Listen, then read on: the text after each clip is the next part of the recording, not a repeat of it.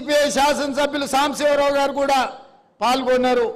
ఈ ఖమ్మం జిల్లాలో ఒకనాడు కమ్యూనిస్టులు కాంగ్రెస్లు ఎంత వైరుధ్యం ఉన్నా ఎన్నో రకాల ఇబ్బందులు వచ్చినా కొట్లాడుకున్నా ఈరోజు కలిసి ఖమ్మం జిల్లాను అభివృద్ధి చేయాలని ఆలోచన చేస్తున్నారు.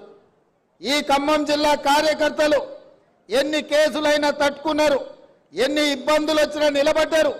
2014లో ఈ జిల్లాలో టీఆర్ఎస్కి ఇచ్చింది ఒకటే సీటు, 2018లో ఒకటే సీటు, ఇవాళ కూడా ఇచ్చింది ఒకటే సీటు. అంటే మొదటి నుంచి జిల్లా ప్రజలు కేసీఆర్ను నమ్మలే. కేసీఆర్ మాటలకు ఇక్కడున్న ప్రజలు ఎవరు లొంగలే. అందుకే ఇవాళ ఈ మంచి కార్యక్రమాన్ని ఖమ్మం జిల్లా నుంచే మొదలు పెట్టాలని ఇవాళ ఇక్కడ మొదలు పెట్టినాం. ఇక్కడ వచ్చినప్పటి నుంచి స్థానిక శాసనసభ్యులు వెంకట్రావు గారు కానీ, పోడెం వీరయ్య గారు కానీ, పొంగులేటి శ్రీనివాసరెడ్డి గారు కానీ 5 గ్రామాల గురించి చెప్తున్నారు. తుమ్మల గారు రాములవారి గుడి అభివృద్ధి గురించి చెప్తున్నారు. అదేవిధంగా గోదావరి జలాలు మీకు ఉప్పొంగి మీ ఊర్లలోకి మీ ఇళ్లలోకి వస్తున్నాయి, మీకు రీటైనింగ్ వాల్ కట్టాలని ప్రభుత్వం వచ్చిన ఎంబడే మొట్టమొదట టెండర్ ఉత్తమ్ కుమార్ రెడ్డి గారు మీ ప్రాంతానికి మంజూరు చేసి మీకు రీటైనింగ్ వాల్ కట్టడానికి 500 పైచిలకు కోట్ల రూపాయలు ఇవాళ మంజూరు చేయడం జరిగింది. ఎందుకంటే మీ కష్టాలు తెలిసిన ప్రభుత్వంగా మీ కష్టాలు తీర్వాల్సిన బాధ్యతతోనే ఇవాళ కార్యక్రమాలు తీసుకున్నాం. అందుకే మిత్రులారా, ఆనాడు రాజశేఖర రెడ్డి గారు ఉన్నప్పుడు ఇచ్చిన ఇందిరమ్మ ఇండ్లే ఈరోజు గ్రామాలలో పేదవాళ్ళు ఉన్నారు. కానీ మరి ఆ ఎల్లా 2 ఏళ్ల పిల్లగాడు ఇవాళ 25 ఏళ్ళకు వచ్చిండు, పెళ్ళి అయింది, ఆయన కూడా పిల్లలయ్యే పరిస్థితి వచ్చింది. మరి తల్లిదండ్రులు పిల్లలు పెళ్ళైనోళ్ళు కుటుంబం పెద్దగా అయినప్పుడు పిల్లలకు కూడా సొంత ఇండ్లు కావాల్సిన పరిస్థితి. పేదవాళ్ళు ఇవాళ పిల్లలకు పెళ్లి చేస్తే వాళ్ళు కూడా ఆత్మగౌరవంతో బ్రతకాలని ఆలోచన చేస్తారు.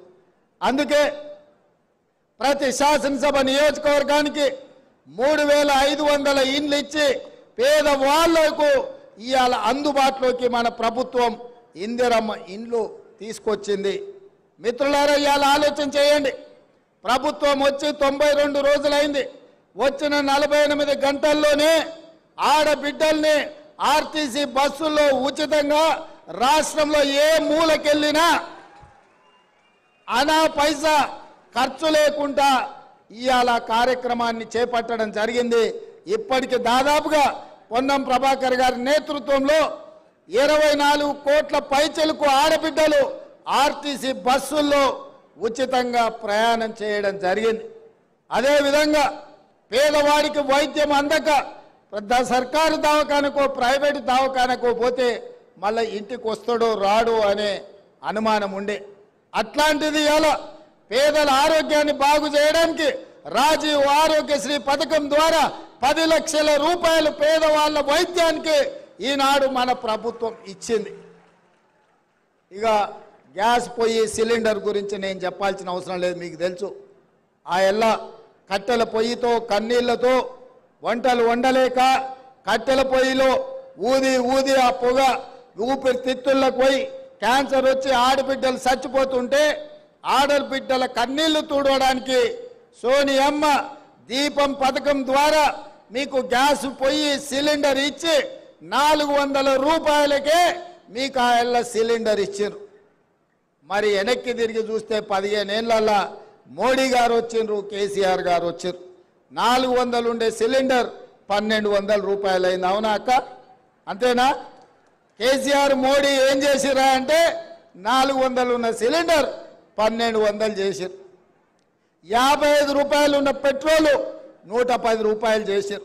50 రూపాయలు ఉన్న డీజిల్ 100 రూపాయలు చేశారు. వీళ్ళిద్దరు కలిసి చేసిన ఘనకార్యం ఏందంటే 400 సిలిండర్ 1200 చేశారు. అందుకే ఎన్నికలప్పుడు స్పష్టంగా మళ్ళీ గ్యాస్ పొయ్యి సిలిండర్ అటక మీద పెట్టి కట్టెల పొయ్యికి వెళ్తున్న మా ఆడబిడ్డల్ని ఆదుకోవాలని కట్టెల పొయ్యి వద్దు 500 రూపాయలకే ఆడబిడ్డలకు సిలిండర్ ఇస్తామని మాట ఇచ్చి ఇవాళ ఆ కార్యక్రమాన్ని కూడా పెద్ద ఎత్తున మనం ప్రారంభించుకున్నాం. అదేవిధంగా వ్యవసాయానికే ఉచిత కరెంటు ఉన్నది. భూమి లేనోళ్లకు మరి కష్టాలు లేవా? మీరెందుకు వాళ్ళ గురించి ఆలోచన చేస్తలేరు అని బట్టి విక్రమార్క గారు ఆదిలాబాద్ నుంచి ఖమ్మం వరకు పాదయాత్ర చేసినప్పుడు పేదోళ్ళు వారి దృష్టికి తీసుకొచ్చారు. నేను కూడా ఈ భద్రాచలానికి వచ్చి పాదయాత్ర చేసిన, ఇల్లందులో చేసిన, ఈ ప్రాంతానికి వచ్చినప్పుడు పేదలు మాకు గుర్తు చేసిండ్రు. అయ్యా భూమి ఉంటేనే ఉచిత కరెంటు అంటారు, మరి మా ఇంటి కరెంటు బిల్లులు మేము కట్టలేకపోతున్నామన్నారు. అందుకే ఆలోచన చేసి ప్రతి పేదవాడి ఇంటికి 200 యూనిట్లు ఉచితంగా కరెంటు ఇచ్చి మీరు టీవీ పెట్టుకున్నా, మీరు ఫ్యాన్ వేసుకున్నా, మీ ఇంట్లో ట్యూబ్ లైట్ పెట్టుకున్నా కరెంటు బిల్లు కట్టాల్సిన పని లేదు. మా ఆడబిడ్డలు రూపాయి కూడబెట్టి కరెంటు బిల్లు కట్టాల్సిన అవసరం లేదు అని చెప్పి ఇవాళ 200 యూనిట్ల వరకు ఉచితంగా పేదల ఇంటికి కరెంటు ఇచ్చి మీ ఇళ్లలో వెలుగులు నింపాలన్న ఆలోచన ఈ ఇందిరమ్మ రాజ్యంలో కాంగ్రెస్ ప్రభుత్వం చేస్తున్నది.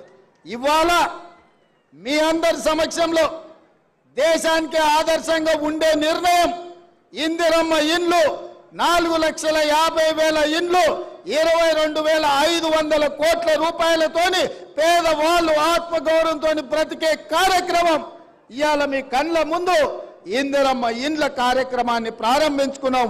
ఇది గొప్ప కార్యక్రమం, పేదవాళ్లకు న్యాయం జరిగే కార్యక్రమం. దీనికి సహకరించిన మంత్రులందరికీ మా ఆడబిడ్డలు పెద్ద ఎత్తున చప్పట్లు కొట్టి మద్దతు పలకండి. ఇల్లు వస్తే ఇంటామనే సంతోషంగా ఉంటుంది. ఇంటాయన అక్కడక్కడ తిరిగి వస్తాడు, సాయంత్రం బెల్ట్ షాప్ కాడికి పోయి వస్తాడు. ఏమక్క అంతేనా? నగదు ఆడబిడ్డ దగ్గర ఉంటే పిల్లల చదువులకు వాడుతుంది, పాలకో పెరుగుకో ఇంటి మంచి పనికి వాడుతుంది. ఇంటాయన చేతులు ఉంటే సాయంత్రం పోయి చక్క బెల్ట్ షాపులు ఇచ్చి వస్తాడు. ఇక ఇల్లుగా కూడబెట్టేది లేదు, ఇల్లు కట్టేది లేదు. అవునా? అందుకే ఇవాళ మా ఆడబిడ్డలు మా అక్కలు సంతోషంగా ఉండాలి అని అంటే మేము ఆర్థిక మంత్రి గారిని అడగంగానే 22,500 కోట్ల రూపాయలు ఇచ్చి ఆడబిడ్డలను ఆదుకుందాం, అండగా నిలబడతామని ఇవాళ ఈ ఇందిరమ్మ ఇండ్ల కార్యక్రమం వేలాది మంది ఆడబిడ్డల సమక్షంలో ఈరోజు ప్రారంభించుకున్నాం. మా